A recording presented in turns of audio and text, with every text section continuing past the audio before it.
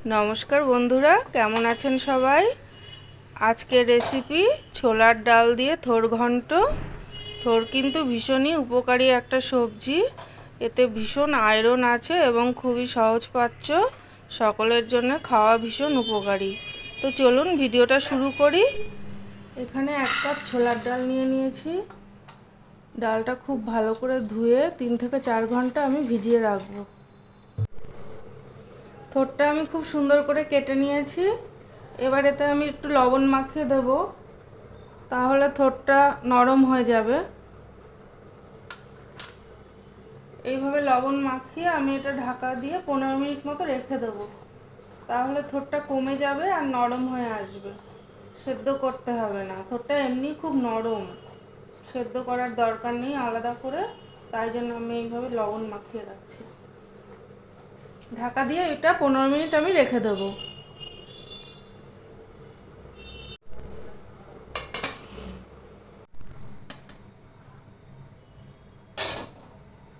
লবণ মাখিয়ে নেওয়াতে থোরগুলো দেখুন কতটা কমে গেছে।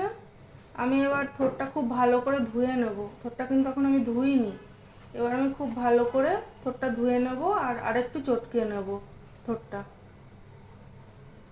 কড়া গরম হয়ে গেছে, কড়াই দিয়ে দিচ্ছি 1 টেবিল চামচ মতো সরষের তেল। ফোড়নের জন্য দিয়ে দিচ্ছি একটা শুকনো লঙ্কা, তেজপাতা আর দিয়ে দিচ্ছি একটু গোটা জিরে। ফোড়নটা একটু ভাজা ভাজা করে নেব। দিয়ে দিচ্ছি একটা টমেটো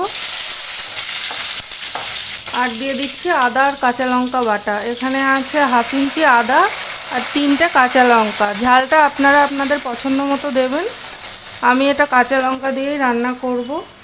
এখানে দিয়ে দিচ্ছি ছোট চামচের 1 চামচ জিরের গুঁড়ো, দিয়ে দিচ্ছি ছোট চামচের 1 চামচ ধনের গুঁড়ো,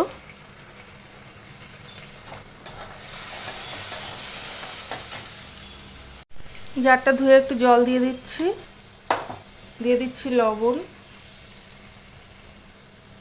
আর দিয়ে দিচ্ছি হলুদের গুঁড়ো।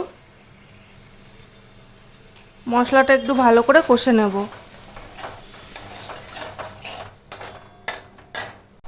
মশলা খুব ভালো করে কষানো হয়ে গেছে, এবার আমি থোরটা দিয়ে দেব। এই একই সাথে ভিজিয়ে রাখা ছোলার ডালটা দিয়ে দিচ্ছি। একটু ভালো করে নেড়ে চেড়ে নেব। এতে আমি এবার জল দিয়ে দেব। ছোলার ডালটা আর থোরটাও সেদ্ধ হবে দুটোই। লবণটা পরে দেব, একটু দেখে নিয়ে তারপর দেব। মশলার মধ্যে আমি যেহেতু লবণ দিয়েছি, জলটা একটু মোটামুটি একটু বেশি দিতে হবে, কারণ ডালটা সেদ্ধ হবে।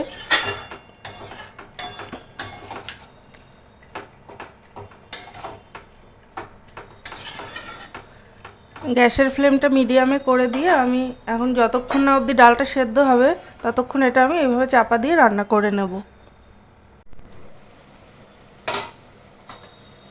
ডালটা প্রায় সেদ্ধ হয়ে গেছে। আমি এবারে তো একটু লবণ দিয়ে দেব, স্বাদ মতো একটু লবণ দিয়ে দিচ্ছি। আর দিয়ে দিচ্ছি একটু চিনি, 1 চামচ মতো একটু চিনি দিয়ে দিচ্ছি। নিরামিষ তরকারি একটু চিনি দিলে খেতে ভালো লাগে। আর যারা আপনারা মিষ্টি দেন না তরকারিতে, তারা চিনিটা দেবেন না। আর আমি এতে দিয়ে দিচ্ছি 3টে চেরা কাঁচা লঙ্কা। 5 মিনিটের জন্য আমি আবার এটা একটু ঢাকা দিয়ে দেব।